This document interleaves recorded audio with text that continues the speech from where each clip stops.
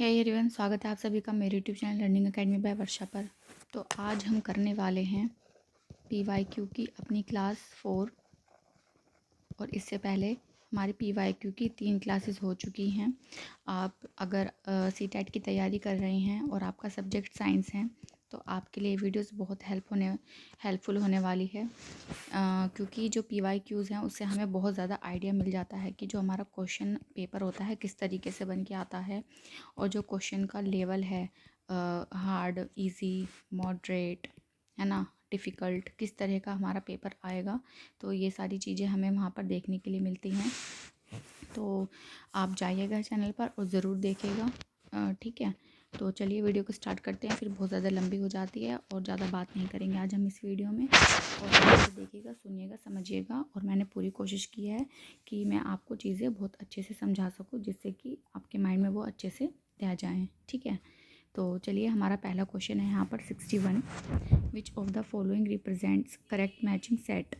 तो यहाँ पर हमें मतलब जो बॉडी होती है हमारी, उसके अलग अलग जो हमारे पार्ट्स होते हैं या जॉइंट्स होते हैं किस तरीके से वर्क करते हैं वो दिया है, और उनको किस नाम से बुलाया जाता है ये हमें यहाँ पर बताना है, ठीक है।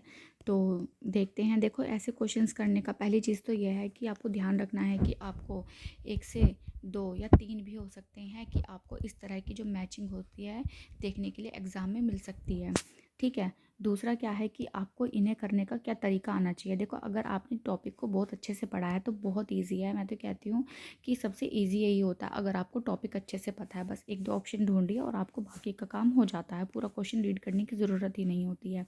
तो सबसे पहले हम यहाँ पे क्या करेंगे कि ये चेक करेंगे कि जो हमारा इजी पार्ट है, यानी कि जो हमें सबसे पहले पता हो उसे पढ़ेंगे हम। जैसे हेल्प्स इन, पहला है इसमें, helps in the movement of body by contraction and relaxation. तो जो हमारा कॉन्ट्रैक्शन और रिलैक्सेशन होता है वो हमारा किस में होता है, कार्टिलेज में, मसल्स में, रिबकेज में, बोन्स में।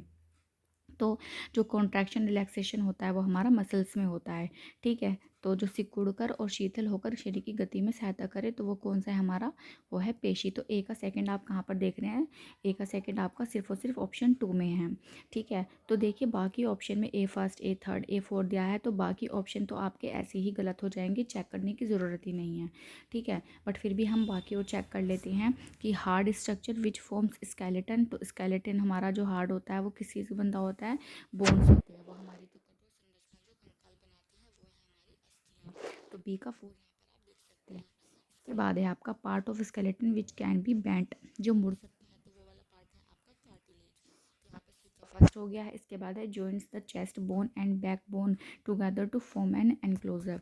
वक्ष की अस्थि और मेरुदंड को जोड़कर बक्से की रचना करता है, तो वो कौन है आपका, पसली पिंजर। तो ये है आपका डी का थर्ड। तो इस तरह से क्या है, आपका ऑप्शन नंबर तो यहाँ पर करेक्ट हो जाता है। इसके बाद नेक्स्ट क्वेश्चन की ओर मूव करते हैं। 62 है हमारा, विच of the following gland in human being secrets more than 2 hormones. तो हमारी बॉडी में को वो कौन सा मतलब ग्रंथि है, मानव ग्रंथि, जो 2 से अधिक हार्मोन स्रावित करती है। तो देखिए, यहाँ पर जो हमारी पिट्यूटरी ग्लैंड होती है ये हमारी 2 से ज़्यादा क्या है, हार्मोन्स को रिलीज़ करती है।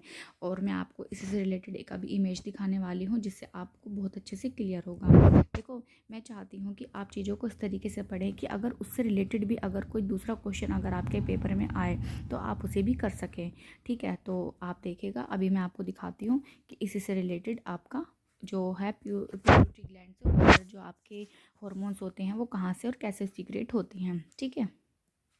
तो आप यहाँ पर देख सकते हैं। देखिए, जो हमारे हार्मोन्स होते हैं, जो आपका पिट्यूटरी ग्लैंड है वो कहाँ पर है, ये रहा पिट्यूटरी ग्लैंड। और यहाँ पर क्या होता है, आपके 2 से ज़्यादा क्या है, हार्मोन्स क्या है, रिलीज़ हो रहे हैं, ठीक है। इसके अलावा देखो, यहाँ पर ये थी हार्मोन्स आगे ज़्यादा बताने की बात में, ठीक है। जो हमारी एंडोक्राइन ग्लैंड होते हैं उसमें हमारा पिट्यूटरी जो ग्लैंड होता है वो 2 से ज़्यादा हार्मोन रिलीज़ करता है। इसके अलावा अगर हम दूसरी तरफ चलते हैं, अगर हम इस वाली इमेज को यहाँ से हटा देते हैं तो फिर इस वाली इमेज की तरफ आ जाइए कि इस इमेज में क्या है। तो देखिए, तो यहाँ पे सबसे पहले पूरा एंडोक्राइन सिस्टम हमें यहाँ पर दिया हुआ है, ठीक है। तो इसमें क्या करना है, आपको देखना है अच्छे से। मैं एक बार रिवीजन दे देती हूँ कि जो आपकी पीनियल ग्लैंड होती है वो आपके मस्तिष्क में होती है। पिट्यूटरी और हाइपोथैलेमस भी आपके सिर में होती है। थायराइड ग्लैंड यहाँ पर होती है। थाइमस ग्लैंड आपके बीच में होती है। पेनक्रियाज आपकी यहाँ पर होती है। एड्रिनल ग्लैंड होती है आपकी किडनीज़ के ऊपर। ये आपकी ओवरीज होती हैं और ये आप यहाँ से जो आपकी जो ईस्ट्रोजन और जो आपका हार्मोन्स होता है, ईस्ट्रोजन फीमेल हार्मोन होता है, वो रिलीज़ होता है। ऐसे ही जो आपके टेस्टीज होते हैं वहाँ से, मतलब मेल में होते हैं ये, तो मेल में वहाँ पर क्या होता है, टेस्टोस्टेरोन रिलीज़ होता है। तो ये हमारी एंडोक्राइन ग्लैंड होती है। आप इस पिक्चर को अच्छे से देख लीजिए। मैं एक बार इरेज कर देती हूँ अच्छे से। अगर आपको नीड हो तो आप इसका स्क्रीनशॉट भी ले सकते हैं। मैं इसे थोड़ा सा बड़ा कर देती हूँ एक बार। ये देखिए, आप अच्छे से देख लीजिए, समझ लीजिए और इसका स्क्रीनशॉट भी ले लीजिएगा कि आपको क्या है कि मतलब जो पूरा डायग्राम के साथ अगर आप चीज़ों को समझेंगे तो बहुत अच्छे से उन्हें समझ पाएंगे, है ना। तो चलिए, आपने अच्छे से देख लिया होगा ये। आगे बढ़ते हैं नेक्स्ट क्वेश्चन की तरफ। नेक्स्ट क्वेश्चन हमारा 63। विच of the following statement is true. तो सही हमें स्टेटमेंट बताना है। नीचे दिया गया कौन सा कथन सही है। तो ऑल मेटल्स आर सॉलिड्स, नहीं, ऐसा तो नहीं है। ऑल मेटल्स आर हार्ड, ऐसा भी नहीं है। कुछ मेटल्स हमारी सॉफ्ट भी होती हैं, लाइक सोडियम जो होती है हमारी, वो काफ़ी सॉफ्ट होती है ना। और इसके अलावा क्या दे रखा है कि all non metals are gases, सारी जो अधातुएं होती है वो हमारी गैस होती है, नहीं, ऐसा भी नहीं है। All non metals are non ductile. तो जो हमारी जो अधातुएं होती है, अतन्य यानी कि तन्य नहीं, तन्य होती हैं, अतन्य होती हैं। हाँ, सही बात है। जो हमारी धातुएं होती हैं, जैसे मान लो आपकी गोल्ड हो गया, आपका सिल्वर हो गया, आपका आयरन, या फिर कोई भी जो मेटल होती है, आप उसको अगर तन्य यानी कि खींच सकते हैं, आप उसे, तन्य होती हैं वो, है ना, आप उसको। और जो आपके नॉन मेटल्स होते हैं, जैसे नॉन मेटल्स में आपके कार्बन हो गए, है ना, आपका, और कार्बन हो गई, उसके अलावा नाइट्रोजन हो गई, तो ये आपकी अधातुएं होती हैं। तो ये उनको क्या है कि आप इसे खींच नहीं सकते हैं, ये अतन्य होती हैं। तो आप इस चीज़ से रिलेटेड इस बात को समझ ही गए होंगे कि यहाँ पर जो ऑप्शन है हमारा कौन सा करेक्ट होने वाला है, ऑप्शन नंबर 4। तो जो सभी अधातुएं होती हैं वो अतन्य होती हैं। मूव करते हैं नेक्स्ट क्वेश्चन की ओर। नेक्स्ट है हमारा 64। Y is a man made fibre obtain from a natural source, what could be Y. तो यहाँ पे हम बताना है कि वाई कोई मानव निर्मित रेशा है, फाइबर है, जिसे प्राकृतिक स्रोत से प्राप्त किया जाता है। वाई क्या हो सकता है। तो ऐसा प्राकृतिक स्रोत से हमें प्राप्त करना है, बट वो मानव निर्मित है, तो वो है ऑप्शन आपका रेयन।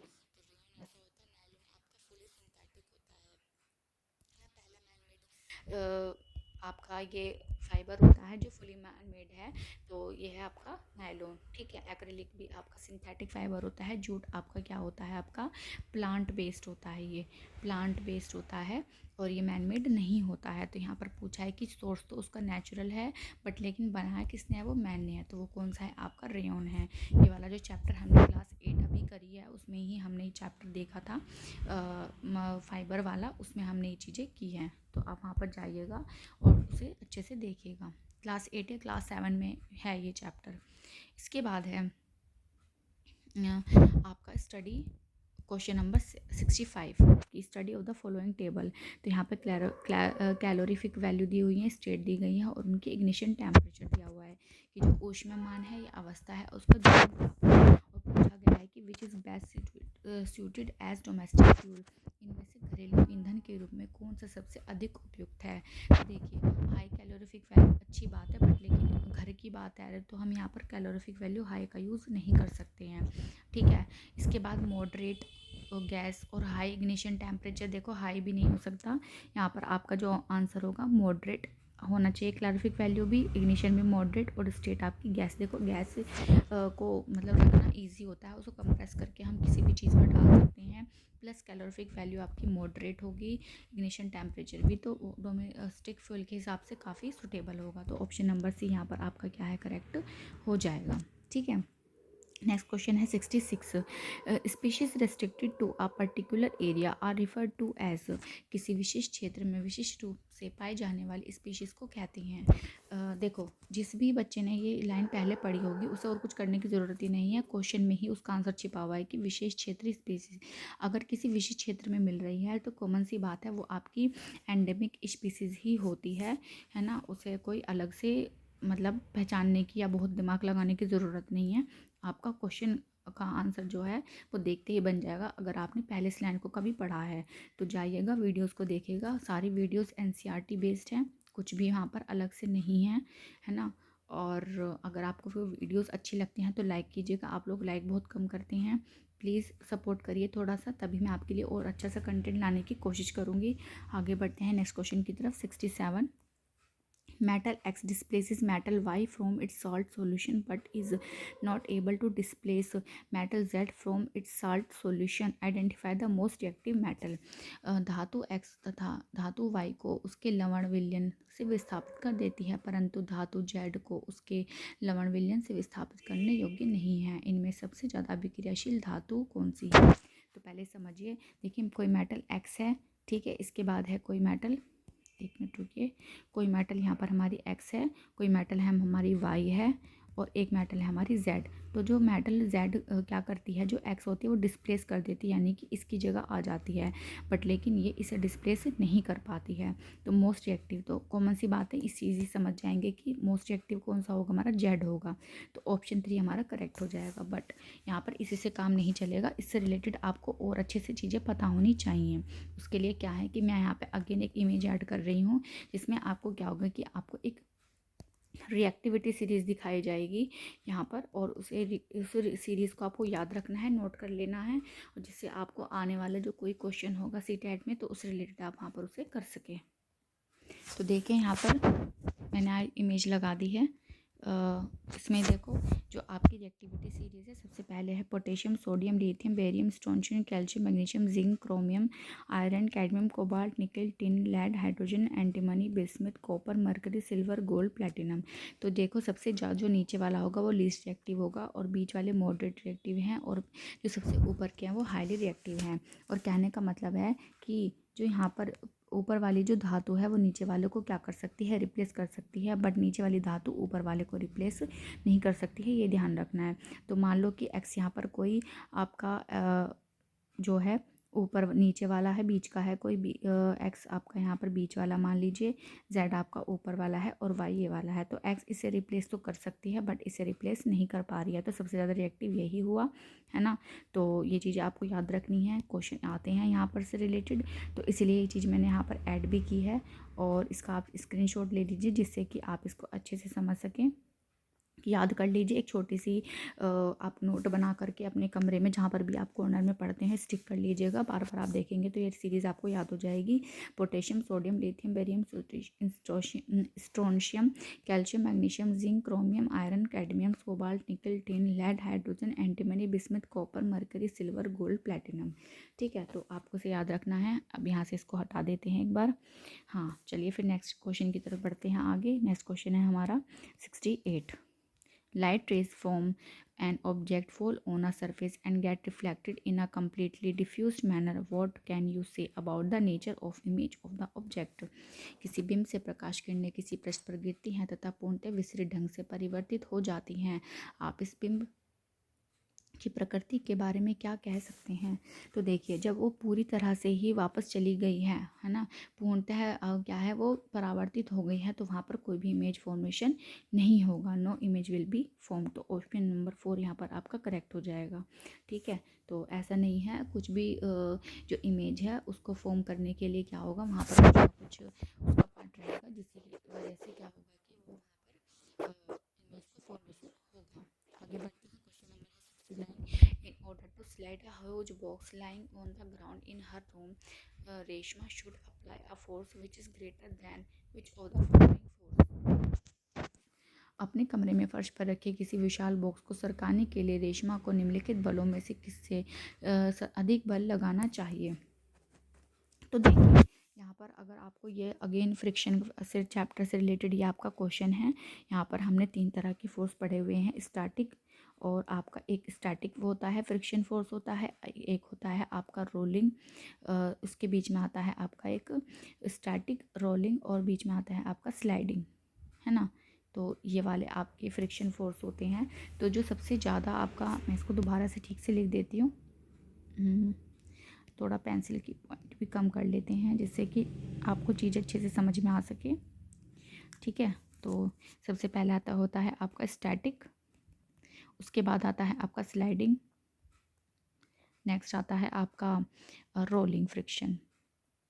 तो 3 तरह के फ्रिक्शन होते हैं और सबसे ज़्यादा जो फ्रिक्शन होता है वो स्टैटिक में होता है, उससे कम स्लाइडिंग में और उससे कम रोलिंग में। तो देखिए, जब यहाँ पर जो आप फर्श पर जब रेशमा क्या करती है, अपने कमरे में से बुक्स को हटाती है, तो ज़्यादा मेहनत उसे इस वाले फ्रिक्शन को मतलब कम करने या हटाने के लिए लगेगी। क्यों? क्योंकि यहाँ पर सबसे ज़्यादा फ्रिक्शन होता है हमारा स्लाइडिंग में, उससे कम होता है रोलिंग में कम। तो यहाँ पर थोड़ा सा बल लगाएंगे तो काम चल जाएगा, उससे थोड़ा ज़्यादा बल यहाँ लगाना पड़ेगा और सबसे ज़्यादा बल हमें यहाँ पर लगाना पड़ेगा उसे किसी भी ऑब्जेक्ट को अपनी जगह से हटाने के लिए। ठीक है, तो ये आपका तो स्टैटिक फ्रिक्शन में क्या होता है, हमारा जो फोर्स होता है हमें ज़्यादा अप्लाई करना होता है। तो आंसर हमारा कौन सा होगा, यहाँ पर ए हो जाएगा, स्टैटिक फ्रिक्शन, स्टैटिक घर्षण हमारा इसका आंसर होगा। ठीक है, इसके बाद है हमारा question number 70, identify the correct statement from among the following, निम्नलिखित में से सही कथन पहचानिए। तो the lower of frequency of the vibration higher the pitch, कंपन की आवृत्ति निम्न है तो तारत्व उच्च होगा, नहीं, ये गलत बात है। अगर आवृत्ति कम है तो तारत्व भी क्या होगा, ज़्यादा होगा। ध्वनि की प्रबलता का निर्धारण कंपन की आवृत्ति द्वारा होता है, नहीं, कंपन की आवृत्ति और प्रबलता का कोई भी कनेक्शन नहीं होता है। जो लाउडनेस होती है वो हमारी एम्पलीट्यूड पर निर्भर करती है, ना कि फ्रिक्वेंसी पर। तो the loudness of sound is determined by the frequency of vibration, नहीं, sound can not travel through vacuum. तो यहाँ ये बात बिल्कुल सही है कि जो हमारी साउंड होती है वो वैक्यूम में ट्रैवल नहीं कर सकती, ध्वनि निर्वात में गमन नहीं कर सकती है। क्यों?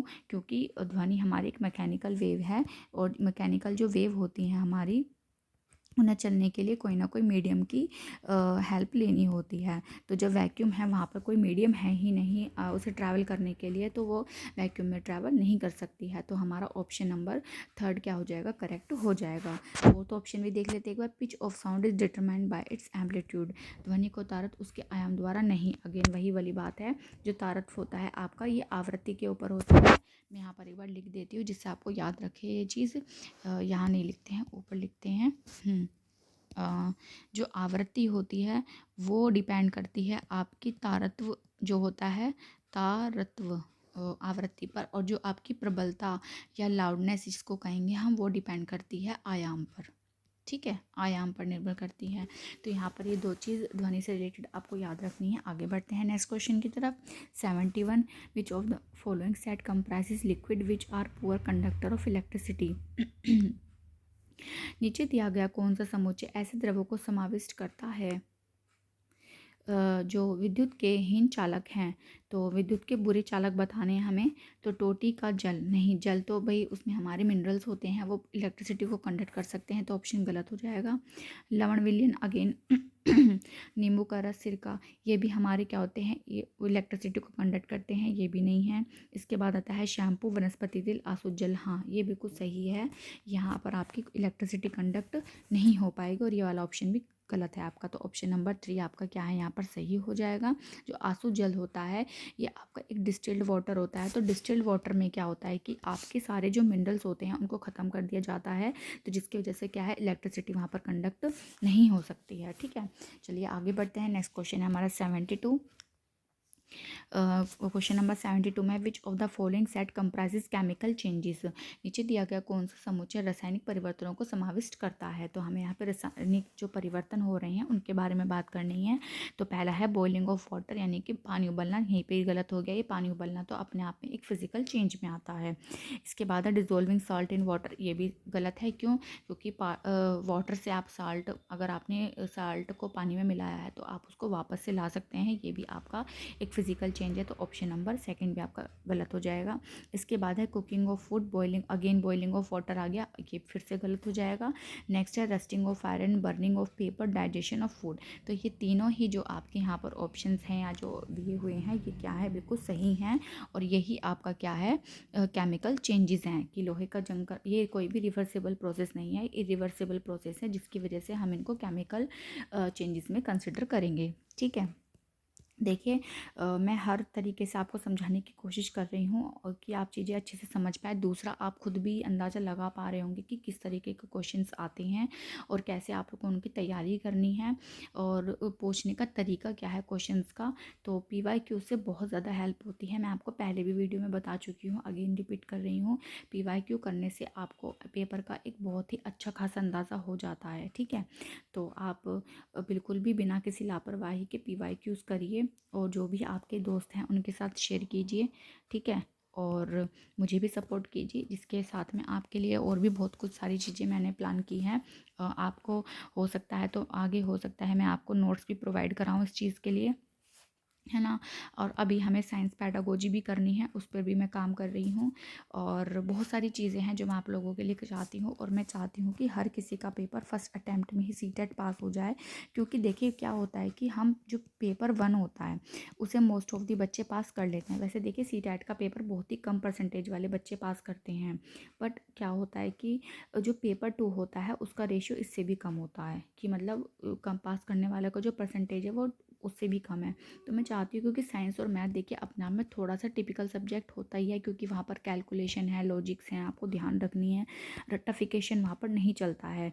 तो मैं नहीं चाहती हूँ कि आप कि कोई भी ऐसी चीज़ रह जाए जो बाद में आप लोग पछताएं, है ना। आप अच्छी तरह से तैयारी करें और फर्स्ट अटैम्प्ट में ही आपका क्या है पेपर पास हो जाए और उससे रिलेटेड जो भी आपकी अपकमिंग वैकेंसीज़ है आप उनको फिल कर सकें, है ना। जल्दी से जल्दी आप जॉब पा सकें। हर किसी को आज के टाइम समय में जॉब की ज़रूरत है, महंगाई बहुत बढ़ चुकी है ना। चाहे इसमें फीमेल्स हों चाहे मेल्स हों, तो सभी को क्या है कि आजकल एक जॉब की ज़रूरत होती ही है, अगर वो अच्छे से अपनी लाइफ को स्पेंड करना चाहता है तो, है ना। तो यही मेरा मतलब एम है कि मैं आप लोगों को अच्छे से अच्छा बेस्ट से बेस्ट कंटेंट प्रोवाइड कराऊँ बिना किसी मतलब फालतू की चीज़ों के, जिससे कि टू द पॉइंट चीज़ें आपको मिले और आप एक बार में ही, एक या 2-3 बार में, देखो एक बार में पढ़ने से कुछ नहीं होता है, जो बात सही है वो मैं वही बोलूँगी, ठीक है। कम से कम आपको 2 से 3 बार रिविज़न करना पड़ेगा, तब जा कर के आप चीज़ों को क्या है समझना सीख पाओगे। और जब आपको रिपीटेडली उन चीज़ों को करोगे तो वो चीज़ें आपके माइंड में ऑटोमेटिकली सेट हो जाएंगी। तो कुछ चीज़ें होती हैं और वो कहते हैं ना कि जो मेहनत होती है उसका कोई शॉर्टकट नहीं होता है। तो कुछ चीज़ें ऐसी होती हैं जो आपको करनी ही होंगी। देखिए अगर किसी का बेस अच्छा है तो एक अलग बात है कि 1-2 बार के पढ़ने से ही वो पेपर पास कर ले, ठीक है, चलती हैं वो चीज़ें। बट लेकिन जो थोड़े से वीक हैं या जिनका बेस वीक है, या फिर मतलब बहुत टाइम उनको पढ़ाई छोड़े हुए हो चुका है, तो उनके लिए देखो ज़रूरी है कि उन्हें अच्छे से मेहनत करनी होगी, बार बार रिवीजन भी करना होगा, है ना। तो बीच बीच में मैं आपको मोटिवेट भी करती रहती हूँ, है ना, तो सिर्फ इसलिए कि आपका पेपर पास हो जाए और आप मोटिवेटेड रहें, क्योंकि मोटिवेशन ऐसी चीज़ है जो हमें आगे कुछ ना कुछ करने के लिए प्रेरित करती रहती है। तो चलिए हमारा नेक्स्ट क्वेश्चन है 73। Nina was cycling to the market to buy some grocery item. The market is 4 kilometers away from her home. She traveled at a speed of 12 kilometers per hour for first 10 minutes. On her way, she meets her friend and Nikhat and stops to chat with her for 15 minutes. She resumes her journey at a speed of 8 kilometers per hour. What is her average speed for the journey? Nina किराने की कुछ वस्तुएं खरीदने के लिए cycle से बाजार जा रही थी। बाजार उसके घर से 4 किलोमीटर दूर है। उसने पहले 10 मिनट 12 किलोमीटर पर आर की चाल से गमन किया। उसे रास्ते में उसकी मित्र निखत मिलती है, जिससे वह रुककर 15 मिनट बातचीत करती है। इसके पश्चात वह अपनी यात्रा 8 किलोमीटर पर आर की चाल से फिर से आरंभ करती है। उसकी यात्रा की औसत चाल क्या है? तो देखिए एक एवरेज जो स्पीड का क्वेश्चन था वो हमने पहले भी एक प्रीवियस क्लास में किया है और अगेन यहाँ पर भी सेम क्वेश्चन आ गया है, बट लेकिन थोड़ा सा यहाँ घुमा के पूछा है। थोड़ा सा लॉजिक है क्वेश्चन में, समझने की कोशिश करिएगा, मैं आपको अच्छे से समझाने का पूरी कोशिश करूँगी। देखिए तो अब यहाँ पर सबसे पहली चीज़ क्या है कि बाज़ार और जो घर की दूरी है वो कितनी है, 4 किलोमीटर है। तो सपोज़ यहाँ पर उसका होम है और यहाँ पर क्या है, मार्केट है। तो इनके बीच की दूरी क्या हो गई, 4 किलोमीटर हो गई। अब उसने पहले 10 मिनट में 12 किलोमीटर, अब वो 10 मिनट चली, ठीक है। जब यहाँ पर 10 मिनट वो चली है तो 10 मिनट उसने क्या स्पीड कवर की, 10 किलोमीटर पर आवर, ठीक है। इसके बाद उस रास्ते में उसकी मित्र निखत मिलती है, जिससे वह रुककर 15 मिनट बात करती है। अब उसे 15 मिनट चलना है रुकी, वो 15 मिनट रुकती है यहाँ पर। अब उसे पर यहाँ पर क्या है, उसकी स्पीड क्या हो गई है, 0 हो चुकी है, कुछ भी चाल उसने नहीं चली है। इसके पश्चात वह अपनी 8 किलोमीटर पर आवर की चाल से फिर चल रही है। अब यहाँ पे अगेन जो भी टाइमिंग बची होगी उसमें वो क्या करती है, 8 किलोमीटर पर आवर की स्पीड से वो फिर से इस डिस्टेंस को कवर कर लेती है। तो अब देखिए इस क्वेश्चन को सोल्व कैसे करते हैं। सबसे पहले तो हमें पता है कि जो हमारी एवरेज स्पीड का जो फॉर्मूला होता है, मैंने आपको बताया था कि जो टोटल डिस्टेंस होती है आपकी डिवाइड बाय क्या होता है, टोटल टाइम होता है आपका। ठीक है, टोटल टाइम। देखो जो वो 2 मल्टीप्लाई एक्स प्लस वाई वाला क्वेश्चन था वो उसके लिए था जब आपको सिर्फ डायरेक्टली जो है मतलब वैल्यूज़ दी गई हों फॉर्मूले में पुट करो और आंसर आ जाएगा। बट उस वाले क्वेश्चन को भी आप इस तरीके से कर सकते हैं, मेन जो फॉर्मूला होता है आपका यही होगा। ठीक है, वो जब तभी के लिए था जब आपकी सिर्फ कोई मतलब 2 ही स्पीड डायरेक्टली दी हुई हैं और आपको उठा करके सिर्फ आपको उसे फॉर्मूला में पुट करना है और आंसर आ जाएगा। तो ये वाला यहाँ पर आपका थोड़ा सा लॉजिक है इस क्वेश्चन में, अच्छे से समझिएगा। तो देखिए टोटल डिस्टेंस, तो टोटल डिस्टेंस हमें पता है 4 किलोमीटर है। अब टोटल टाइम चाहिए हमें। तो देखिए यहाँ पर टोटल टाइम हमारा पहले हम इसको मान लेते हैं T1 T2 और T3, हम इस तरीके से इसको मान लेते हैं। तो जो T1 T2 T1 है हमारा क्या, तो T1 है हमारा 10। अब ये मिनट में है तो हम इसको आवर में करेंगे प्लस, और उसके बाद T2 हमारा क्या है 15 मिनट, इसको भी हम क्या करेंगे आवर में चेंज कर लेंगे अगेन। अब देखिए यहाँ पर हमें टाइम नहीं दिया है, यहाँ पर हमें क्या दी गई है, स्पीड दी गई है। तो अगर अब यहाँ पे स्पीड है यानी कि यहाँ का हमें क्या निकालना पड़ेगा, टाइम निकालना पड़ेगा कि यहाँ का टाइम हमारा क्या है। तो उसके लिए पहले हम देखो टोटल डिस्टेंस हमारी 4 है। अब इस वाले पार्ट के लिए हमें 10 भी दे रखा है, 12 यहाँ की डिस्टेंस निकाल लेंगे तो हमें बाकी की मिल जाएगी। देखो यहाँ कोई डिस्टेंस कवर नहीं करी तो यहाँ तो डिस्टेंस 0 हो जाएगी आपकी, यहाँ पे स्पीड भी 0 है तो यहाँ पर तो हमें इस पर जाना ही नहीं है। तो बस इस वाले पार्ट के लिए हम क्या कर लेंगे, अपना वो निकाल लेंगे डिस्टेंस। तो यहाँ पर अगर हम डिस्टेंस निकालते हैं, इसे D1 मान लीजिए और ये D2 और यहाँ पर आ गई हमारी D3। तो D1 के लिए हम क्या करेंगे, तो हमारा होता है स्पीड, स्पीड क्या दी है हमारी 12 और हमारा टाइम क्या दिया है 10 डिवाइड बाय 60। तो जब इसको हम करेंगे 6 और यहाँ पर आ गया 2, यानी कि 2 किलोमीटर तक उसने यहाँ पर डिस्टेंस कवर की होगी। जब टोटल यहाँ से 2 हो गई है उसके बाद जो बचा हुआ पार्ट होगा वो भी क्या होगा आपका 2 होगा। तो यहाँ पर अब हमारी क्या आ गई है, स्पीड भी पता चल गई है हमें और हमें यहाँ पर डिस्टेंस पता चल गया। तो हम यहाँ से क्या निकाल लेंगे, टाइम निकाल लेंगे। तो टाइम के लिए क्या होगा, डिस्टेंस अपॉन स्पीड होगी आपकी। तो डिस्टेंस क्या है हमारी यहाँ पर 2 है, स्पीड क्या चली है 8 चली है। तो 2 से जब हम इसको कैंसिल आउट करेंगे तो 1/4 हमें आंसर मिल जाएगा। तो T3 हमारा क्या आ गया है, 1/4 आ चुका है। इसके बाद क्या है, जब हम इसको सोल्व करेंगे 6 बार कटेगा और अगेन ये भी 4 बार कटेगा। तो 4 1/6 प्लस 1/4 प्लस 1/4। ठीक है, जब आप इसको सोल्व करेंगे है ना, ये तो आप कर ही सकते हैं, बहुत इजी है। यहाँ पर 4 और 6 का आप एलसीएम लेंगे तो यहाँ पर आपका आ जाएगा ये 12 आ जाएगा, ये 2 + 3 और इसके बाद आपका 12 ऊपर चला जाएगा, 4 × 12, यहाँ 2 और 3 5 और 3 8 हो जाएंगे और यहाँ पर जाएगा 4 2 ज़ा 2 6 जा। तो देखिए 6 आपका यहाँ पर आंसर आ गया है जो हमारा ऑप्शन 1 में दिया हुआ है। ठीक है, होपफुली आपको अच्छे से समझ में आपको मैं एक बार फिर से जल्दी से एक्सप्लेन कर देती हूँ ये कैसे हुआ है। तो हमें यहाँ पर टोटल डिस्टेंस दी हुई थी 4 किलोमीटर, टाइम दिया हुआ था कि 10 मिनट में वो 12 किलोमीटर चल रही है, 15 मिनट रुक के उसने बात करी है और अगेन जो आगे की जो डिस्टेंस है उसने 8 किलोमीटर पर आवर की स्पीड से कवर किया है। तो पहले पार्ट में हमारे पास ये 2 चीज़ें थी, मैं पेन का कलर चेंज कर लेती हूँ, 2 चीज़ें थी। फिर उसके बाद हमने 15 मिनट के लिए वो रुक गई है, आगे की डिस्टेंस कवर की है। इन दोनों को हमें जो फॉर्मूला होता है एवरेज स्पीड का होता है total distance upon total time. Total distance हमें पता है, टोटल टाइम के लिए हमने T1 T2 T3 3 समय मान लिए हैं। T1 जो है हमारा क्या है 10 मिनट है, आवर में चेंज करने के लिए उसको डिवाइड बाय 60 कर लेंगे हम। इसके बाद T2 यहाँ पर हमारी कोई ना ही कोई स्पीड कवर हुई है ना ही कोई डिस्टेंस कवर हुई है, सिर्फ समय दिया हुआ है तो वो 15/60 हो जाएगा।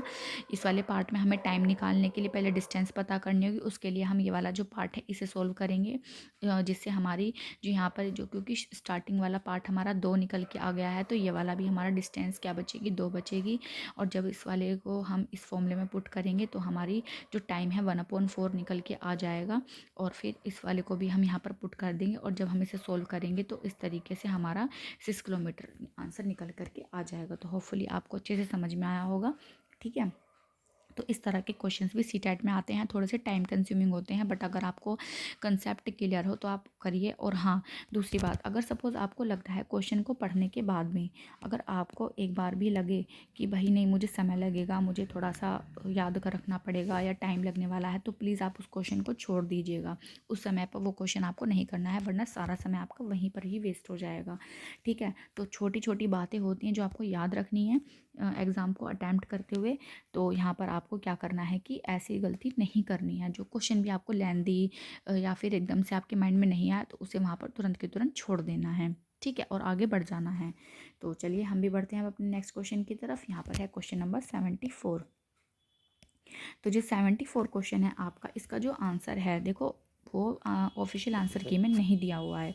उसका रीज़न है, यहाँ पर एक बार पढ़ लेते हैं क्यों नहीं दिया है। विच of the following will not be helpful in the process of separation of mixture of salt and water. लवण और जल के मिश्रण को पृथक करने की प्रक्रिया में निम्नलिखित में से कौन सहायक नहीं है। तो देखिए, यहाँ पर यह बताना है कि जो एक गिलास है उसके अंदर क्या है, पानी है और क्या है, सॉल्ट है। तो सॉल्ट है और पानी है, तो इसको प्रोसेस, इस सेपरेशन करने के लिए इन दोनों का हम कौन सा मेथड को यूज़ नहीं कर सकते हैं। तो यहाँ पर देखिए नॉट हेल्पफुल। तो देखिए, जो हेल्प करेगा पहले वो देख लेंगे। उबालने से हो जाएगा काम, सही बात है, उबालने से काम हमारा यहाँ पर हो जाएगा। और इसके बाद आपका यहाँ पर डिस्टिलेशन मेथड से भी काम हो जाएगा। इसके बाद आपका यहाँ पर जो आपका फिल्ट्रेशन और डिकैंटेशन बचता है। तो देखिए, अब यहाँ पर आप क्या करना था, इनको कोई एक आंसर रखना था। यहाँ पर इन्होंने 2 आंसर दे दिए हैं कि ना ही निस्तारण से और ना ही निस्यंदन यानी कि फिल्ट्रेशन, इन दोनों ही मेथड से क्या है, हम अपने जो जल और जो नमक है उन दोनों को अलग नहीं कर सकते हैं। तो यहाँ पर आपके 2 आंसर बन रहे हैं ये वाले, कि जो सहायक नहीं होगा। तो इसलिए क्या है, इस वाले का जो आंसर है आंसर शीट में नहीं दिया है। तो आपको ध्यान रखना है कि जब कभी सेपरेशन के लिए, मैं आपको यहाँ पर एक बार दिखा देती हूँ वीडियो, वो एक डायग्राम, जिससे आप चीज़ों को समझ सकें, उससे आप चीज़ें और अच्छे से समझ पाएंगे। ठीक है, तो एक बार रुक जाइएगा। देखिए, यहाँ पर आप इस इमेज को अच्छे से देखिए। यहाँ पर देखो, इवेपोरेशन होता है आपका, इवेपोरेशन होता है, कंडेंसेशन होता है, फिल्ट्रेशन होता है, डिकैंटेशन होता है, क्रोमेटोग्राफी होती है, सेडिमेंटेशन, सब्लिमेशन, डिस्टिलेशन, ये आपके सेपरेशन के तरीके होते हैं। ठीक है, तो देखो, इवेपोरेशन में क्या होता है, जब कोई चीज़ आपको भाप बन के उड़ानी हो तो वहाँ पर ये होता है। कंडेंसेशन में होता है, in which water vapour cools and changes into liquid, जो वाटर वेपर क्या होती है आपकी लिक्विड में बदल जाती है। फिल्ट्रेशन में method use to separate insoluble solids from liquid using a filter, जो आपके सॉलिड्स होते हैं किसी लिक्विड में, उसको अलग करने के लिए आपका फिल्ट्रेशन मेथड यूज़ होता है। The process of pouring out clear liquid after sediment has settled, जब कोई सेडिमेंटेशन में जब आपके सेडिमेंट्स बैठ जाते हैं नीचे, तो उसको उस प्रोसेस जो डिकैंटेशन और प्रोसेस द्वारा क्या है, हम उसको अलग करते हैं। ठीक है, डिस्टिलेशन में क्या होता है, process use to separate mixture based on different boiling points. अगर आपके डिफरेंट बॉइलिंग पॉइंट्स है तो कोई आपका इस तरह का मिक्सचर है, अलग अलग उनके बॉइलिंग पॉइंट्स हैं, तब हम डिस्टिलेशन प्रोसेस का यूज़ करते हैं। इसके बाद है sublimation, direct changes of a solid into gas, जब किसी सॉलिड को डायरेक्ट हम गैस में कन्वर्ट करते हैं तो सब्लिमेशन का यूज़ होता है। इसके बाद आता है आपका sedimentation, the process by which heavier particle settle down at the bottom of a liquid. Sedimentation में क्या होता है कि जो पार्टिकल्स है वो नीचे बैठ जाते हैं। और डिकैंटेशन में क्या होता है, देखो डिकैंटेशन और जो आपका सेडिमेंटेशन है लगभग बराबर हैं ये। देखो, सेडिमेंटेशन में क्या होता है कि वो नीचे बैठ जाते हैं, और डिकैंटेशन में क्या होता है, हम उनको अलग कर लेते हैं, ऊपर वाले पार्ट को दूसरे बर्तन में अलग कर लेते हैं और नीचे वाला पार्ट नीचे रह जाता है। इसके बाद आता है क्रोमेटोग्राफी, इसमें क्या होता है, a technique use to separate different substances from a mixture based on their movement through a medium. तो यहाँ पर क्या होती है कि अलग अलग तरह के जो आपके सब्सटेंसेस होते हैं, उनके जो मतलब मीडियम में किस तरह का मूवमेंट है, अलग अलग अगर चीज़ें होती हैं तो उस तरीके से क्रोमेटोग्राफी द्वारा क्या है, हम उनको वहाँ पर अलग कर लेते हैं, है ना। मतलब इसमें आप ऐसे समझ सकते हैं, कोई इस तरह का एक स्ट्रिप होती है, उसको हम पानी में डुबाएंगे, इस तरीके से उस पानी में अलग अलग तरह के कलर मिलेंगे। तो जैसे ही क्या होगा, सपोज़ इसमें इंक या कोई और कलर मिला होगा तो उसकी जहाँ तक पहुँचने की क्षमता होगी जिस कलर की, वो उतनी ऊंचाई तक जाएगा और फिर उसका जाना बंद हो जाएगा, उसके आगे दूसरा कलर जाएगा, फिर वो वहाँ पर जा कर के, तो हम इस तरह से क्या है वहाँ पर क्रोमेटोग्राफी द्वारा क्या है अलग अलग जो आपके जो भी उसमें मिली हुई चीज़ें हैं, सब्सटेंसेस हैं, उनको हम अलग कर सकते हैं। तो इस तरह से आपका ये आपके प्रोसेस होते हैं किसी भी चीज़ को सेपरेशन के। ठीक है, चलिए अब आगे बढ़ जाते हैं हम। ये सब गंदा हो गया है, इसको एक बार साफ़ कर लेते हैं। होपफुली आपको चीज़ें अच्छे से समझ में आई होंगी, है ना। और साथ के साथ आपको आप क्या कहें कि कोई चीज़ लगती है नहीं है तो आप उसका स्क्रीनशॉट भी ले सकते हैं। नेक्स्ट क्वेश्चन हमारा 75, which of the following properties of light can be use to explain the phenomena of shadow formation. नीचे दिए गए प्रकाश के कौन से गुणों धर्मों को उपयोग छाया बनने की परिघटना के व्याख्या के लिए किया जा सकता है। तो light travels in a straight line, light travels at a high speed, light in composed of 7 colours, light does not pass through opaque objects. तो प्रकाश रेखा में गमन करता है, प्रकाश उच्च चाल से गमन करता है, प्रकाश 7 रंगों वर्णों से मिलकर बना है, प्रकाश अपारदर्शी वस्तुओं से नहीं गुजरता। तो देखिए शैडो को हमें समझाना है, तो शैडो के लिए सबसे पहली बात तो यही है, शर्त है कि प्रकाश सरल रेखा में गमन करता है, ठीक बात है, उसको उसकी चाल से या रंगों से कोई मतलब नहीं होता है, और अपारदर्शी वस्तु से वो नहीं गुजरता है, तभी क्या होगी, शैडो फॉर्मेशन होगी। तो इसलिए ऑप्शन नंबर 4 यहाँ पर हमारा करेक्ट हो जाएगा, डी और ए। ठीक है, आगे बढ़ते हैं क्वेश्चन नंबर 76 की तरफ। Identify the correct statement from among the following, निम्नलिखित में सही कथन को पहचानिए। तो हमें सही कथन बताना है यहाँ पर। The proportion of fine particles in sandy soil relatively higher than in the clay soil, the amount of large and fine particle is about the same in clay soil. Third है the portion of large particle is loamy soil is relatively higher than in the sandy soil. Fourth है the portion of fine particle in clay soil is relatively higher than in the loamy soil. Hindi में पढ़ लेते हैं एक बार। बलुआ मृदा में महीन कणों का अनुपात चिकनी मृदा के अपेक्षाकृत उच्चतर होता है। सेकंड है चिकनी मृदा में बड़े कणों और महीन कणों की मात्रा लगभग बराबर होती है। नेक्स्ट है दोमट मृदा में बड़े कणों का अनुपात बलुआ मृदा की अपेक्षाकृत उच्चतर होता है। नेक्स्ट है चिकनी मृदा में महीन कणों का अनुपात दोमट मृदा की अपेक्षाकृत उच्चतर होता है। तो देखिए सबसे पहले तो आपको यहाँ पर जिसने भी मिट्टी के बारे में पढ़ा होगा वो इस क्वेश्चन को बहुत इजीली कर सकता है। तो देखिए जो आपकी चिकनी या फिर ये कहते हैं कि क्ले मिट्टी जो होती है, सबसे ज़्यादा फाइन पार्टिकल्स उसी में पाए जाते हैं, है ना, हायर पार्टिकल्स। तो ये एक दो चीज़ें हैं जो अगर आपने एक दो बार पढ़ी होंगी तो आप क्वेश्चन को देखते ही उसका ऑप्शन ढूंढ लेंगे, पर आपने नहीं पढ़ी होंगी तो थोड़ी सी प्रॉब्लम हो जाएगी। बट प्रॉब्लम ना हो इसके लिए मैं अगेन यहाँ पर एक इमेज ऐड कर रही हूँ आपको सॉइल के बारे में, उसके पार्टिकल्स के बारे में और वाटर होल्डिंग कैपेसिटी के बारे में, कि इससे रिलेटेड भी अगर कोई दूसरा क्वेश्चन आता है तो आप इजीली कर सकते हैं। ठीक है, देखिए तो यहाँ पर क्या है कि सैंडी सॉइल है, एक तो हमारी क्ले सॉइल है और लोमी सॉइल है। तो यहाँ पर पार्टिकल्स के बारे में बात कर गई तो सेकंड वाले पॉइंट में हमें दिया हुआ है कि जो sand particle size are big diameter greater than 0 point. तो देखिए यहाँ पर जो सैंड पार्टिकल्स होते हैं सैंडी सॉइल में क्या होते हैं, वो आपके 0.2 से बड़े होते हैं। जो क्ले सॉइल होती है are very small diameter less than 0.002 mm, they are smooth and sticky. ये तो जो डायमीटर होता है यानी कि बहुत छोटा होता है, तो जिसकी वजह से क्या होता है इसके पार्टिकल्स बहुत छोटे होते हैं। लोमी सॉइल्स में क्या होता है, particle size are intermediate between the two, diameter between 0.2 mm and 0.022 mm, they are partially graded and. तो देखिए ये इसके बीच में आ रही है, इन दोनों के, इसके और इसके बीच में आ रही है, पर लेकिन सबसे छोटा क्या है हमारा क्ले सॉइल के पार्टिकल्स हैं, है ना। तो जिसकी वजह से जो हमारा आंसर होता है वो क्या बन जाता है, यहाँ पर आंसर आपका होगा ये वाला, ये जो आंसर है आपका, the portion of fine particles in clay soil is relatively higher than in loamy soil, है ना।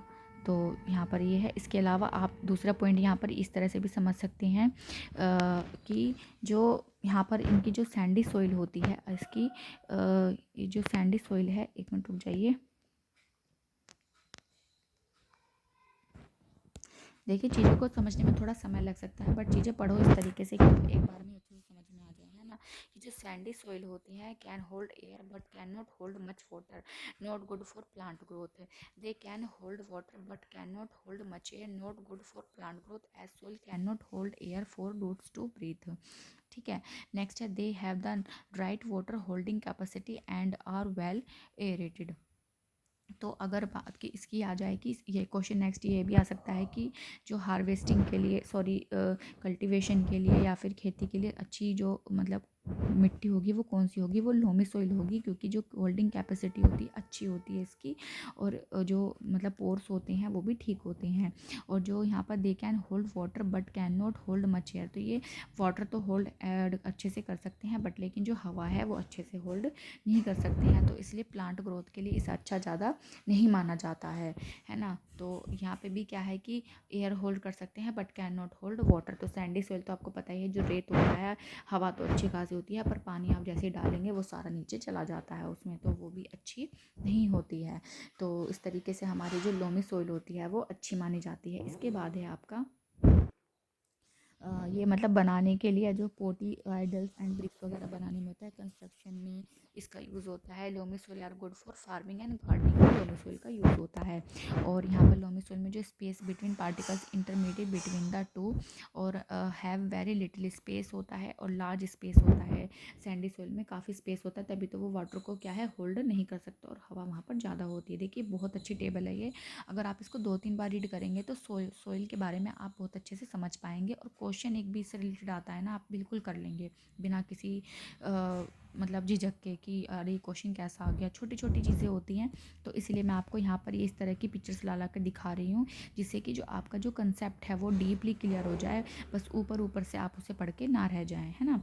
तो जिसे भी हम डिलीट कर देते हैं, अगर आपने इसका स्क्रीनशॉट ले लिया है तो बहुत अच्छी बात है। इसके बाद आगे बढ़ते हैं, फिर नेक्स्ट क्वेश्चन है हमारा 77। 77 क्वेश्चन है deficiency of vitamin X causes bleeding of gums, the vitamin is essentially for absorption of mineral Y and X is found in food Z, identify X Y and Z. Vitamin X की हीनता कमी के कारण मसूड़ों से रुधिर बहने लगता है, यह विटामिन खनिज वाई के अवशोषण के लिए आवश्यक है तथा एक्स भोजन जेड में पाया जाता है, एक्स वाई और जेड को पहचानिए। तो सबसे पहले देखिए जो मसूड़ों में रुधिर होता है, यानी कि जो ब्लड, अगर हमारे गम से ब्लीडिंग हो रही है ब्लड की, तो फिर वो क्या है, आप उसका एक ही रीज़न है, वो है आपका विटामिन सी।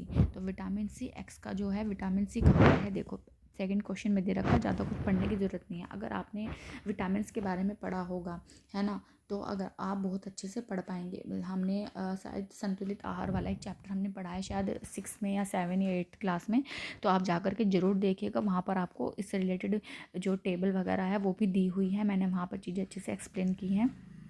तो आप चैनल पर जाइएगा लर्निंग एकेडमी बाय वर्षा पर, आपको सभी वीडियोज़ वहाँ पर मिलने वाली हैं, ठीक है। तो यहाँ पर ऑप्शन हमारा सी हो जाएगा। सेकेंड है कि इसकी कमी से अवायव अवशोषण के लिए आवश्यक है, तो आयरन, तो हमारा जो आयरन होता है मतलब अच्छा होता है, तो इसलिए ज़रूरी होता है। इसके बाद है आपका कि ये मतलब कहाँ पाया जाता है, ये नींबू वंशज के फल होते हैं, सिट्रस फूड होते हैं ये आपके, ठीक है, नींबू वंशज के। तो इस तरह से आपका ऑप्शन नंबर क्या है यहाँ पर सेकंड करेक्ट हो गया है। चलिए आगे बढ़ते हैं। नेक्स्ट क्वेश्चन है हमारा 78। विच of the following statement best describe the nature of science, निम्नलिखित कथन में से कौन सा विज्ञान की प्रकृति का सबसे अच्छा वर्णन करता है। तो यहाँ पर आपकी साइंस पेडागोजी से रिलेटेड क्वेश्चन है, तो जहाँ पर साइंस के रिलेटेड क्वेश्चन बताना है कि science is a system of beliefs, मतलब विश्वास, बिलीव्स नहीं, ऐसा नहीं है, विश्वास पर नहीं होता है, ये तर्क होते हैं इसके, ठीक है।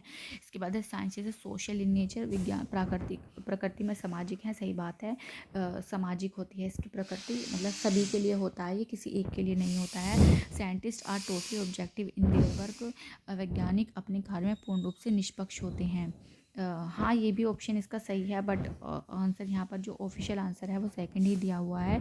अगर हम मोस्ट प्रोबेबल देखें तो अच्छा यही बनता है यहाँ पर। The scientific method is the only guide for conducting, देखो ओनली वर्ड यहाँ पर आ गया है, तो ये यहाँ पर ऑप्शन यहाँ भी गलत हो जाता है। रही बात सेकंड और थर्ड की, वैज्ञानिक अपना कार्य में पूर्ण रूप से निष्पक्ष होते हैं। देखिए निष्पक्ष तो होते हैं, बट लेकिन बहुत सारी चीज़ें होती हैं वहाँ पर उन्हें मतलब अलग अलग सबके अपने वो हो जाते हैं, तो यहाँ पर भी हम इसको ज़्यादा कंसिडर नहीं करेंगे। पर हाँ, जो विज्ञान होता है वो सभी के लिए होता है, किसी एक के लिए नहीं होता, ये सामाजिक होती है सभी प्रति। तो science is a social in nature. Option number 2 will be correct here. Okay, next question है हमारा 79। Cognitive validity in science curriculum means. विज्ञान की पाठ्यचर्या में संज्ञानात्मक वैधता का अर्थ है। तो डायरेक्टली मैं यहाँ पर आंसर देखती हूँ कि adaptation of content as per the cognitive level of learner. शिक्षार्थियों के संज्ञानात्मक स्तर के अनुसार सामग्री का समायोजन। तो देखिए यहाँ पर ये करेक्ट होगा, क्यों? क्योंकि जो भी हम बच्चों को पढ़ा रहे हैं, जो भी उसकी जो पाठ्यचर्या है, करिकुलम है, उसकी जो वैलिडिटी है वो बच्चे के उसके कॉग्निटिव लेवल के अनुसार ही होनी चाहिए। मान लो हम बच्चों को पढ़ा रहे हैं कुछ भी, बट लेकिन ज्ञान तो उसको भर भर के दे दिया हमने, बट लेकिन उसका जो लेवल है पढ़ने का वो अभी कम है। यानी कि अगर हम जीन पियाजे की थ्योरी पर जाते हैं तो बच्चे का अलग अलग क्या होता है कि अलग अलग लेवल होते हैं उसके संज्ञानात्मकता के, कि वो उस लेवल पर सिर्फ उतनी ही चीज़ें सीख सकता है। अगर आप उससे ऊपर की लेवल, मान लो कंक्रीट स्टेज में अगर बच्चा है, अगर आप उसको एब्स्ट्रैक्ट चीज़ें समझाओगे तो वो नहीं समझ पाएगा, है ना। तो यहाँ पर हम कहेंगे कि कुछ भी आपका करिकुलम होता है बच्चे के अकॉर्डिंग होना चाहिए वो, ठीक है ना। तो एक बार और अदर क्वेश्चंस भी देख लेते हैं। ऑप्शंस: विज्ञान की अवधारणा समय के साथ कैसे विकसित होती हैं? नहीं, इस बात का कोई रिलेशन नहीं है। पाठ्यवस्तु का तुच्छीकरण? नहीं, ये भी कोई सही बात नहीं है। विज्ञान के उचित मज़ेदार तत्वों को शामिल करना?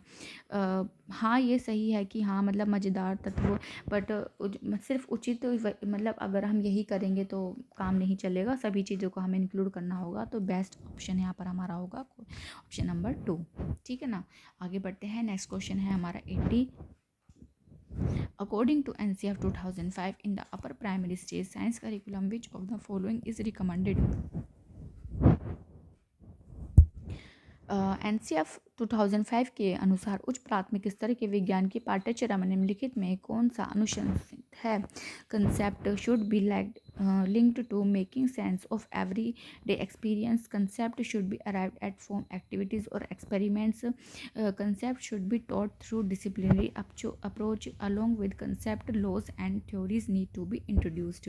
अवधारणाओं को रोजमर्रा के अनुभव की समझ बनाने में जोड़ना चाहिए। बिल्कुल, एनसीएफ 2005 हमारी इसी बात को कहता है कि जो भी आपका बच्चों को साइंस में पढ़ा रहे हैं वो उनकी डेली लाइफ से रिलेटेड हो, उनके रियल एक्सपीरियंस से रिलेटेड हो, ठीक है।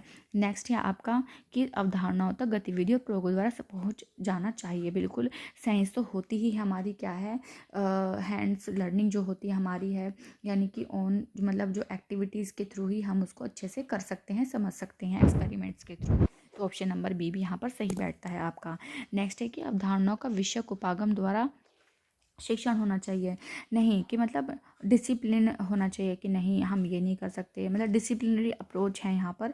तो हम उसका मतलब कोई भी concept should be taught through discipline, नहीं कि मतलब अगर हम डिसिप्लिन दिखाएंगे तो बच्चा खुल के वहाँ पर कुछ अच्छे से परफॉर्म ही नहीं कर पाएगा, है ना। तो साइंस है कि जितना ज़्यादा वो ओपन होगा, जितना ओपन माइंडेड तरीके से चीज़ों को करके देखेगा, एक्सपेरिमेंट्स करेगा, अपनी हैंड्स ऑन एक्टिविटी करेगा, उतना ही ज़्यादा वो सीखेगा।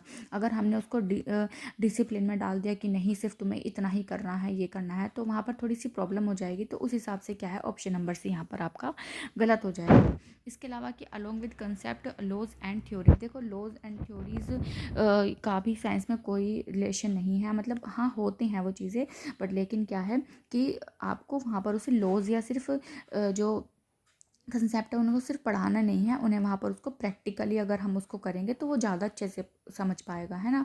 साइंस तो जितना आप प्रैक्टिकली करोगे उतना ज़्यादा वो अच्छे से चीज़ों को समझ पाएंगे, ठीक है। तो इस तरीके से क्या है, आपके ऑप्शन नंबर जो आपका ए और बी वाला है वही सही होगा, जो सी और डी है वो आपके क्या है, गलत ऑप्शन है, ठीक है। तो आगे बढ़ते हैं, नेक्स्ट क्वेश्चन है हमारा 81। From the following identify the statement that is true about science. निम्नलिखित तथ्यों से पहचाने जो कि विज्ञान के बारे में सत्य है। Scientist rely heavily on imagination to carry out their work. वैज्ञानिक अपने काम को पूरा करने के लिए कल्पना पर बहुत विश्वास करते हैं, सही बात है। मोस्ट ऑफ द डिस्कवरीज और मोस्ट ऑफ द इन्वेंशंस जो भी होते हैं वो हमारी जो विज्ञान में होते हैं वो इमेजिनेशंस पर ही आधारित होती हैं। अच्छा, अगर एक चीज़ इससे रिलेटेड मैं आपको बताती हूँ, जब भी हम मैथ्स में अलजेब्रा के क्वेश्चंस करते हैं तो वहाँ पर भी हम क्या करते हैं, सबसे पहले जो आपके वेरिएबल्स वाले क्वेश्चंस आते हैं तो हम वहाँ पर कंसिडर करते हैं, वो भी हमारी क्या होती है, इमेजिनेशन होती है कि हमें जो आंसर होता है उसको हमने कंसिडर, लेट अस कंसिडर। चलो ये माना या फिर हम मान लेते हैं। तो और उसके बाद क्या होता है कि हम करते करते क्या है अपने सही आंसर तक पहुंच जाते हैं। तो ऐसे ही क्या होता है कि जो वैज्ञानिक जो हमारी कल्पनाओं पर बहुत ज़्यादा आधारित होते हैं। ठीक है, इसके बाद है ये कि all scientific ideas are discovered and tested by control. नहीं, कंट्रोल तो करके नहीं होते हैं, अनकंट्रोल्ड होते हैं वो भाई। एक ही सक्सेस को पाने के लिए कई कई एक्सपेरिमेंट और किए जाते हैं, तब जा कर के कोई एक एक्सपेरिमेंट सफल होता है। तो यहाँ पर कंट्रोल तो नहीं होगा। ठीक, ऑप्शन नंबर 2 गलत होगा। वहना theory has been supported by a great deal of scientific evidence it becomes low. तो जब एक सिद्धांत को वैज्ञानिक सबूतों द्वारा बहुत अधिक समर्थन मिलता है तो वह नियम बन जाता है। देखिए मेरे हिसाब से तो ये ऑप्शन भी सही होना चाहिए कि जब हम कोई वैज्ञानिक है और उसने कई बार उसको मतलब करके देखा है, अलग अलग वैज्ञानिक ने भी उसका समर्थन किया है, तो वो भी क्या है एक नियम बन जाता है। पर शायद ये ऑप्शन नहीं माना है। क्यों? क्योंकि हो सकता है कि टाइम के साथ बहुत सारी चीज़ें क्या होती है बदल जाती हैं, तो वो नियम भी चेंज हो जाते हैं। तो शायद इस वजह से इस बात को नहीं माना है। या ये कह सकते हैं कि अगर आपने एटम का मॉडल पढ़े होंगे, एटम्स का तो रदरफोर्ड का है आपका, और आपके मतलब बोहर का मॉडल है। तो क्या होता है कि जो पहला साइंटिस्ट होता है वो दूसरे से पहले जो दूसरा साइंटिस्ट होता है वो पहले साइंटिस्ट की बात नहीं मानता, तो हम वहाँ पर उसको कहता है कि नहीं नहीं ये कमियां हैं तो हम इसको नहीं मानेंगे। तो हो सकता है वहाँ पर इस चीज़ को सोचते हुए ये ऑप्शन आपका क्या हो जाता है, गलत हो सकता है ना। बट अगर जनरली देखा जाए तो वैसे ही ऑप्शन सही रहना चाहिए। ठीक है, but according to official answer की और आंसर इज़ ऑप्शन ए। ठीक है, नेक्स्ट है in time science will be able to solve most of society problem. आने वाले समय में विज्ञान समाज की अधिकांश समस्याओं को हल करने में सक्षम होगा। हाँ, ये भी सही है। बट अगर हम साइंस पेडागोजी के हिसाब से देखें तो यहाँ पर जो मोस्ट सुटेबल आंसर यहाँ पर बन रहा है, या जो भी ऑफिशियली जो यहाँ पर माना गया है, मेरे हिसाब से ना इन्होंने क्वेश्चन यहाँ पर गलत छाप दिया है। यहाँ पे होना चाहिए था कि पहचानो कि विज्ञान के बारे में सत्य नहीं है। तो बाकी तो सही लग रहे हैं बट एक ही है यहाँ पर जो सही नहीं लग रहा है। तो हो सकता है वो क्वेश्चन मिसप्रिंट हो गया हो, बट लेकिन आयोग ने या सीटेट ने जो यहाँ पर ऑप्शन नंबर ए सही माना है तो हमें भी उसे ही मानना पड़ेगा। ठीक है ना, कोई और ऑप्शन नहीं है हमारे पास में। तो आपको ध्यान रखना है कि अगर इस तरह का क्वेश्चन आता है तो मतलब वही सही होगा। ठीक है, आगे बढ़ते हैं। नेक्स्ट क्वेश्चन नंबर है 82। Ishu was given an individual task of collecting weather reports for a week. Identify where Ishu went wrong from the assessment indicators given below. Ishu को एक सप्ताह के लिए मौसम की रिपोर्ट एकत्र करने का एक व्यक्तिगत कार्य दिया गया। नीचे दिए गए आकलन संकेतों से पहचाने कि इशू कहाँ गलत हो गई। अच्छा, she tabulates data from a website every day. वह हर दिन एक वेबसाइट से आंकड़े सारणीबद्ध करती है। ठीक है, सही बात है, कर सकती है बिल्कुल। She arrives at a conclusion that train may or may not take place in the coming week. तो वह इस परिणाम पर पहुंचती है कि आने वाले सप्ताह में बारिश हो सकती है या नहीं। हाँ भाई बिल्कुल, अगर उसने देखा होगा कि भाई ह्यूमिडिटी का क्या लेवल है, एयर का क्या सीन है ना, और आपका जो सन के मतलब क्या उसकी मतलब उस समय और डे की क्या वो रहेगी है टाइमिंग, तो हाँ इस चीज़ को वो प्रिडिक्ट कर सकती है। इसके बाद है कि she conclude that decreased humidity increase the livelihood of rainfall. यहाँ पर वह निष्कर्ष निकालती है कि आर्द्रता में कमी से वर्षा की संभावना बढ़ जाती है। देखिए ये ऑप्शन गलत है। जब अगर ह्यूमिडिटी ज़्यादा होती है तो वहाँ पर वर्षा होने की संभावना ज़्यादा होती है। यहाँ पर ये ऑप्शन गलत है। ठीक है, तो इस तरह से क्या है ये ऑप्शन आपका क्या है गलत हो जाएगा। तो यही आंसर सही है। तो हमसे यहाँ पे गलत पूछा है ना, तो गलत हमारा ये वाला ऑप्शन है। वह समझती है कि अधिकतम और न्यूनतम तापमान की सीमा प्रतिदिन भिन्न है। हाँ सही बात है कि ये हो सकता है कि भाई मैक्सिमम जो मतलब जो टेम्परेचर है, मिनिमम टेम्परेचर है वो डिफरेंट डेज पर डिफरेंट हो सकता है ना। तो ये भी सही है आपका। तो ऑप्शन नंबर यहाँ पर क्या है आपका 3 यहाँ पर सही होगा। ठीक है, आगे बढ़ते हैं नेक्स्ट क्वेश्चन की ओर। Question number 83। Which of the following is a useful strategy to understand conceptual gaps in learners. निम्नलिखित में से क्या शिक्षार्थियों में संकल्पनात्मक कमी को समझने के लिए एक उपयोगी रणनीति है। तो organising quiz, observing practical skills, using concept maps, giving homework regularly. प्रश्नोत्तरी सत्रों का आयोजन करना, प्रयोगात्मक कौशलों का अवलोकन करना, अवधारणा मानचित्र का उपयोग करना और नियमित गृह कार्य देना। तो कंसेप्ट मैप्स, देखो जब हमारी कंसेप्ट की बात हो रही है तो भाई हम कंसेप्ट मैप्स का यूज़ करेंगे। तो क्वेश्चन को अगर आप ध्यान से देखेंगे तो ये आंसर आपको मिल जाएगा, बाकी कुछ करने की ज़रूरत पड़ेगी नहीं। रही बात समझने की, तो क्विज़ ऑर्गेनाइज करके भी हम नहीं समझा सकते हैं। प्रैक्टिकल स्किल ठीक है कि कर पा रहा है नहीं है, क्या है क्या नहीं है, बट लेकिन जब हम जो कंसेप्ट हैं कि वो कहाँ वो कमी है या फिर उस चीज़ पर हम जब काम करेंगे, कंसेप्ट मेकिंग पर काम करेंगे, तो वहाँ पर हमारा कंसेप्ट मैप्स का आंसर सही होगा। और होमवर्क देने से भी हमारे कंसेप्ट क्या है क्लियर नहीं होंगे, ऐसा ज़रूरी नहीं है। ठीक है, आगे बढ़ते हैं। नेक्स्ट क्वेश्चन है 84। To encourage more girls to take up science you may adopt all of the following strategies except. विज्ञान को पढ़ने के लिए और अधिक लड़कियों को प्रोत्साहित करने के लिए आप निम्न सभी प्रकारों को अपना सकते हैं, सिर्फ एक को छोड़कर, यानी कि सारे आंसर सही हैं, बस एक गलत है, वो चेक करना है। Use gender sensitive language and encourage your student to do so. लैंगिक रूप से संवेदनशील भाषा का उपयोग करें और अपने शिक्षार्थियों को ऐसा करने के लिए प्रोत्साहित करें। तो सही बात है कि ऐसी कोई भी लैंग्वेज नहीं होनी चाहिए कि जहाँ पर आप बात करते हुए बच्चों को समझाते हुए इस तरह की लैंग्वेज का यूज़ करें जहाँ पर या तो सिर्फ आप बॉयज़ के लिए ही बोले जा रहे हैं या सिर्फ गर्ल्स के लिए। तो आपको ध्यान रखना है कि जब बॉयज़ के लिए भी और ये गर्ल्स के लिए भी वहाँ पर आपको चीज़ें क्या है बैलेंस करके रखनी है। नेक्स्ट है be mindful that girls always dominate discussion in science classroom. ध्यान रखिए कि विज्ञान की कक्षा में लड़कियाँ हमेशा हावी रहें। नहीं भाई, ऐसा भी नहीं करना। ठीक है, हम मानते हैं कि गर्ल्स को एनकरेज करना है हमें क्लास में साइंस की, बट ऐसा भी नहीं है कि बेचारे बॉयज़ को मौका ही नहीं देना, उन्हें चुप बिठाए रखना है, उन्हें क्वेश्चन पूछने का या उन्हें आंसर बताने का मौका ही नहीं देना है। जो भी कर रही हैं सिर्फ लड़कियाँ कर रही हैं या उनसे ही करवाया जा रहा है, तो हावी नहीं होने देना है। चाहे सब बॉयज़ हैं चाहे गर्ल्स हैं, दोनों बिल्कुल निष्पक्ष होना चाहिए। बॉयज़ को भी इक्वल अपॉर्चुनिटी देनी है और गर्ल्स को भी। इसके बाद है invite women scientist to visit your classroom. हाँ, अगर हम महिला वैज्ञानिक को बुलाएंगे तो गर्ल्स उससे मोटिवेट होंगी कि देखो सिर्फ बॉयज़ ही नहीं, हमारे मतलब वर्ल्ड में क्या होती हैं कि फीमेल्स भी अच्छी परफॉर्मेंस कर सकती हैं साइंस में। इसके अलावा engage student in examining myths and stereotypes about science. विज्ञान के बारे में मिथ को रूढ़िवादियों की जांच में शिक्षार्थियों को जोड़ें। हाँ, जैसे होता है ना कि बहुत सारे मिथ होते हैं साइंस से रिलेटेड, कुछ स्टेरियोटाइपनेस होती है लोगों के, है ना, तो उस चीज़ को ख़त्म करना है, बच्चों को उससे जोड़ना है कि नहीं मिथ होते हैं अलग अलग तरह के, तो ऐसा नहीं करना है। बच्चों को अच्छे से समझाना है, बिल्कुल उन्हें लॉजिक थिंकिंग जो होती है उनके माइंड में डेवलप करनी है और क्वेश्चन पूछने का और समझने का पूरा उन्हें अवसर देना है। ठीक है, आगे बढ़ते हैं। नेक्स्ट क्वेश्चन है हमारा 85। Science teachers need to ask more divergent question because. विज्ञान शिक्षक को और अधिक आपसारी प्रश्न पूछने चाहिए क्योंकि it stimulates and develops critical thinking, it directs student to correct answer, it help develop thinking strategies, it helps in assessing creative behaviour in learner. यह गहन सोच को प्रोत्साहित और विकसित करता है। सही बात है, जितने ज़्यादा आप डाइवर्जेंट क्वेश्चन पूछेंगे, जितने आंसर वो बताएंगे, तो वो उनकी थिंकिंग उतनी ही ज़्यादा डीप होगी।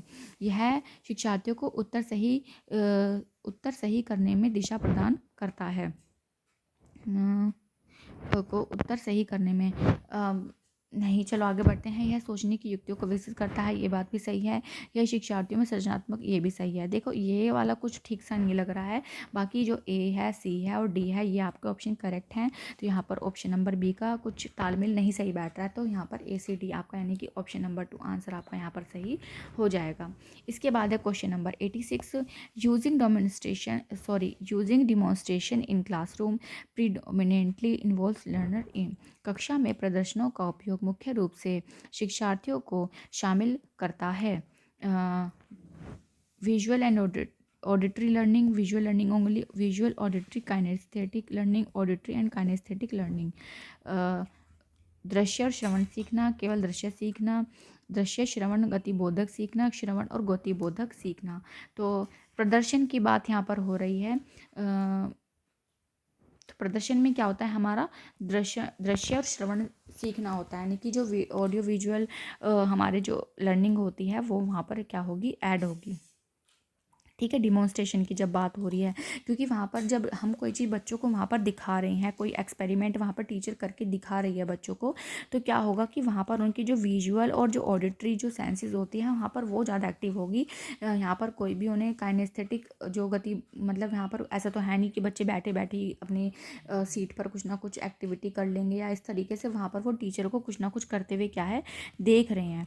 तो जब वो देख रहे हैं तो फिर उनकी क्या है, और आँख वाली सेंसेस इन्वॉल्व हैं, दूसरा कान वाली, क्योंकि वो बोल भी रही है।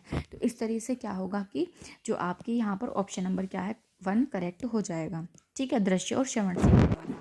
आगे नेक्स्ट क्वेश्चन है आपका 87, give the sequence of planning for your science classroom you're using inquiry approach in teaching concept of density। घनत्व की अवधारणा के शिक्षण के लिए उपागम का उपयोग करके अपनी विज्ञान कक्षा के लिए नियोजन का क्रम दें।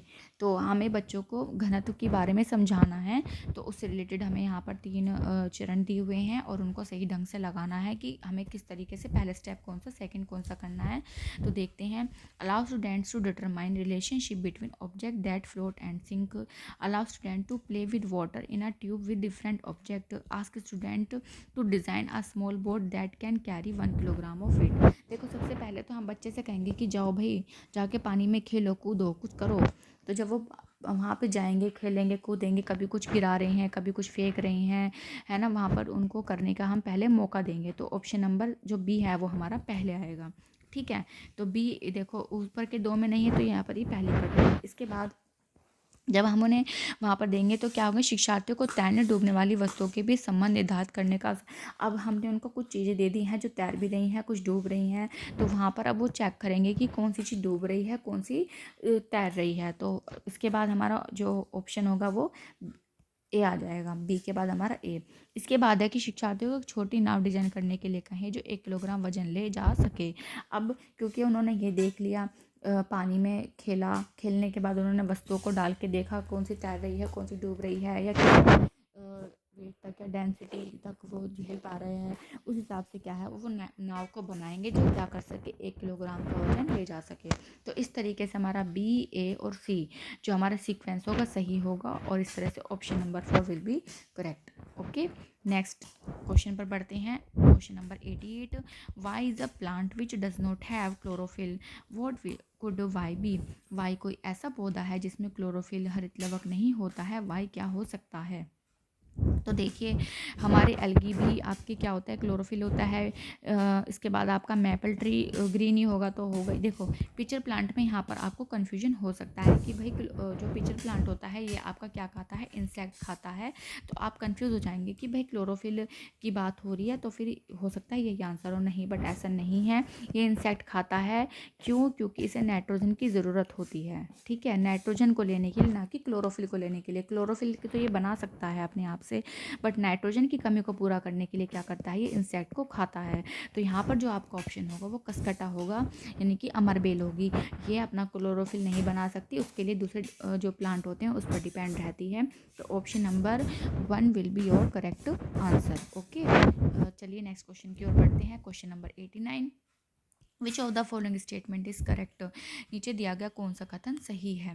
तो यहाँ पर कहा है कि large intestine is wider than shorter, is wider and shorter than small intestine. बृहदांत्र क्षुद्रांत्र की अपेक्षा चौड़ी तथा छोटी होती है। तो ऑप्शन आपका पहला ही करेक्ट हो जाएगा। तो जैसे आपकी जो आपने वो पढ़ी होंगी, आंतों के बारे में पढ़ा होगा, लार्ज इंटेस्टाइन और जो आपकी शॉर्ट इंटेस्टाइन होती है। तो जो आपकी शॉर्ट इंटेस्टाइन होती है वो लेंथ में तो बड़ी लंबी होती है, बट चौड़ाई में जो आपकी लार्ज इंटेस्टाइन होती है वो आपकी चौड़ी होती है। तो जिसकी वजह से जो लार्ज इंटेस्टाइन है वो वाइडर होती है, किससे, and shorter than small intestine. देखो, लेंथ तो जो होती है आपकी स्मॉल इंटेस्टाइन की ज़्यादा होती है, बट वाइडर कम होती है। और जो आपकी लार्ज इंटेस्टाइन होती है वो आपकी चौड़ी होती है, बट उसकी जो लेंथ होती है वो कम होती है। ठीक है। तो इस वजह से आपका क्या है यहाँ पर ऑप्शन नंबर 1 ही करेक्ट हो जाएगा। एक बार आगे वाले ऑप्शंस भी देख लेते हैं कि वो सही क्यों नहीं है। Absorption of digested food takes place in large intestine, नहीं, ऑब्जर्प्शन ऑफ फूड यहाँ पर नहीं होता, वो आपकी स्मॉल इंटेस्टाइन में होता है। यहाँ पर तो आपका वाटर का काम होता है, ठीक है। Assimilation of food take place in large, ये भी गलत है, ये भी आपका कहाँ पर होता है, एजिमिलेशन आपका वहीं पर होता है, मतलब जो खाना आप खा रहे होते हैं, सॉरी, जो आपका डाइजेशन का जो प्रोसेस होता है, एजिमिलेशन मतलब मिलना, जो आपका उसमें होता है ना, खून के अंदर जो मिल जाता है, एब्जॉर्ब कर लिया, फिर उसके बाद आता है आपका एजिमिलेशन आता है। इसके बाद आता है आपका large intestine has finger like, नहीं, ये भी गलत है। फिंगर लाइक जो स्ट्रक्चर्स होती हैं वो भी आपकी किस में होती हैं, स्मॉल इंटेस्टाइन में होती हैं, ठीक है। तो इस तरह से ऑप्शन नंबर 1 ही क्या है यहाँ पर आपका करेक्ट हो जाएगा, ठीक है। इसके बाद आता है क्लास का लास्ट क्वेश्चन है आपका question number 90, which of the following statement is not true regarding life cycle of silk worm and production of silk fibre. रेशम कीट के जीवन चक्र और रेशम फाइबर के उत्पादन के संबंध में कौन सा कथन सही नहीं है। तो the larva of silk moth are called caterpillar, नहीं। The pupa develop into caterpillar, सही बात है। Silk fibre are protein secreted by caterpillars, ये भी गलत है। The silk yarn is obtained from the cocoon of the silk moth, नहीं, ये भी गलत है। तो यहाँ पर जो आपका प्यूपा जो डेवलप होता है वो कैटरपिलर में डेवलप हो जाता है। ऑप्शन नंबर 2 यहाँ पर करेक्ट होगा। और इसी क्वेश्चन को और अच्छे से समझाने के लिए मैं अगेन यहाँ पर एक इमेज ऐड कर रही हूँ, सिल्क वॉर्म होता है उसकी लाइफ से रिलेटेड, जिससे आप चीज़ों को और अच्छे से समझ पाएंगे, ठीक है। तो देखिए यहाँ पर मैंने इमेज ऐड कर दी है, बट आपको यहाँ पर अच्छे से इसकी जो मतलब लिखी हुई चीज़ें हैं वो नहीं दिख रही होंगी, बट मैं आपको समझा देती हूँ कि यहाँ पर ये एग होते हैं छोटे छोटे, और ये एग जब बड़े हो जाते हैं तो ऐसे एग से लार्वा बन जाता है। लार्वा से क्या होता है कि आपका प्यूपा बनता है, प्यूपा से क्या बनता है आपका अडल्ट। तो टोटल आपकी 4 स्टेजेस होती हैं। अगर आगे क्वेश्चन आ जाए तो आप स्टेजेस से रिलेटेड, तो उसकी 4 टोटल स्टेजेस होती हैं, ठीक है।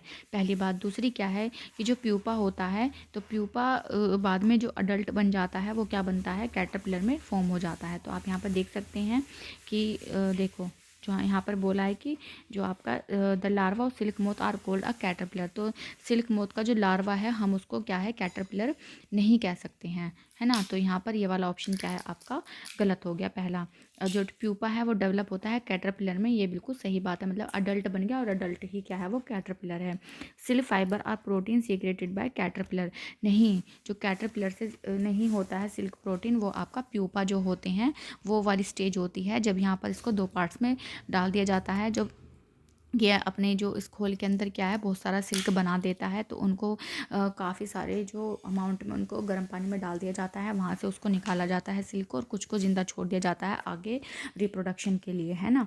इसके बाद है silk yarn is obtain from the cocoon of the silk moth, तो जो कोकून से प्राप्त की जाती है, नहीं, ऐसा भी नहीं है। तो सिल्क यार्न उससे प्राप्त नहीं की जाती है। सिल्क यार्न को पहले जो आप ये जो यहाँ पर उसने अपना इकट्ठा किया है सिल्क, उसको जा कर के प्रोसेस किया जाता है, जब जाकर आपके क्या आता है सिल्क यार्न बनता है। तो इस तरह से ये वाला ऑप्शन भी आपका क्या हो जाता है, गलत हो जाएगा, है ना। तो होपफुली आपको ये अच्छे से समझ में आया होगा, क्योंकि जो स्टेजेस से रिलेटेड इसके क्वेश्चंस आते हैं, तो अगर आपको अच्छे से पता होंगे तो आप कर पाएंगे। तो अगर आप चाहते हैं तो स्क्रीनशॉट ले लीजिए, है ना, और नहीं तो फिर हम क्लास में इसे डिस्कस करेंगे, आप वहाँ पर पढ़ लीजिएगा। और इसी के साथ क्या है आपका ये जो लास्ट क्वेश्चन है ये भी कंप्लीट हो गया है। और मैंने चीज़ों को, देखिए वीडियो थोड़ी सी लंबी हो गई है, बट मैंने चीज़ों को अच्छे से समझाने का प्रयास किया है, जिससे कि आप चीज़ों को एक बार में ही अच्छे से समझ पाएँ। अगर और क्वेश्चन से रिलेटेड जो भी आपका अदर कोई क्वेश्चन आता है नेक्स्ट सीटेट में, तो आप उसको कर पाएँ, है ना। तो अभी आपका क्या है कि PYQ भी हो गए हैं आपके साथ, के साथ आपका जो कंसेप्ट हैं वो भी अच्छे से क्लियर हो गए होंगे, है ना। तो इसीलिए मैंने इमेजेस एडिट की थी यहाँ पर। इसके अलावा मैं अगेन रिपीट कर रही हूँ एक बार, अगर आप साइंस के स्टूडेंट हैं और अगर आप सीटेट की तैयारी कर रहे हैं, या कोई भी और जो भी आपके मतलब जानने में है, तो आप प्लीज़ उनके साथ वीडियो को शेयर कीजिए और आप लाइक कीजिए, ठीक है। और सब्सक्राइब भी कीजिए और नई वीडियोस के लिए, ठीक है। और फिर हम आगे और भी बहुत कुछ करेंगे, ठीक है। साइंस पेडागोजी भी हम करने वाले हैं जल्दी, उसके लिए भी तैयार रहिएगा, है ना। और फिर मिलते हैं नेक्स्ट वीडियो में, तब तक के लिए बाय एंड टेक केयर।